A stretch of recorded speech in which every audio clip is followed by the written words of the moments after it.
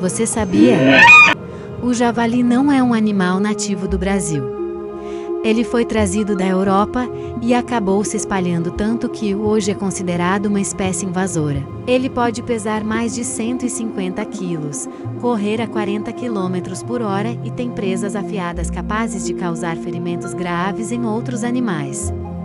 E até em humanos. O problema é que o javali destrói plantações inteiras, compete com animais nativos e até espalha doenças para o gado. Apesar da aparência parecida, o javali não é o mesmo que o porco doméstico, é bem mais agressivo e difícil de controlar. Agora me conta, você teria coragem de encontrar um javali cara a cara?